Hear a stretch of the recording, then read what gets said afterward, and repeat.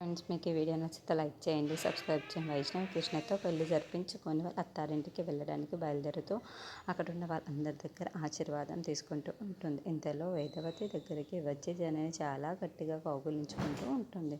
అది చూడగానే అక్కడున్న వేదవతి అయితే ఒక్కసారిగా షాక్ అయిపోయి, ఏంటి ఇది వెన్నెలాను హక్ చేసుకుంటే నాకు వేరే అనుభూతి కలిగేది, కానీ ఇప్పుడు ఏంటి నేను వెన్నెలాని హక్ అనిపించటం లేదే అని చెప్పేసి అనుకుంటూ ఉంటుంది. ఇంతలో అక్కడున్న వేదవతి అయితే చాలా బాధపడుతూ అలా కూర్చొని ఉండిపోతుంది. అది చూసిన వాళ్ళు ఆయన, ఏంటి వేదవతి అత్తారింటికి వెళ్ళిపోతుంది వెన్నెల అని బాధపడుతున్నావా ఏంటి అని చెప్పేసి అక్కడున్న వేదవతిని అడుగుతూ ఉంటాడు. ఆ మాటలు వినగానే అక్కడున్న వేదవతి అయితే, అది కాదండి, నేను ఎప్పుడు వెన్నెలాన్ని కౌగులించుకుంటే వెన్నెలాన్ని కౌగులించుకున్న అనుభూతి కలిగేది, కానీ అలా కలగడం మాటలు వినగానే అక్కడున్న వాళ్ళందరూ అయితే ఒక్కసారిగా షాక్ అయిపోయి ఉంటారు.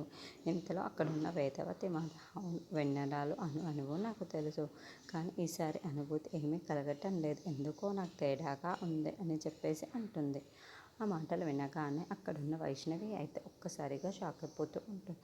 ఏంటి ఇప్పుడు ఈవిడ వల్ల నేను వెన్నెలా కాదు అన్న విషయం తెలిసిపోతుందా ఏంటి అని చెప్పేసి ఒక్కసారిగా షాక్ అయిపోయి అక్కడున్న వేదవతిని చూస్తూ ఉండిపోతుంది. ఇంతలో అక్కడున్న వాళ్ళందరూ అయితే అలా ఏమీ కాదులే అని చెప్పేసి అంటూ ఉంటారు.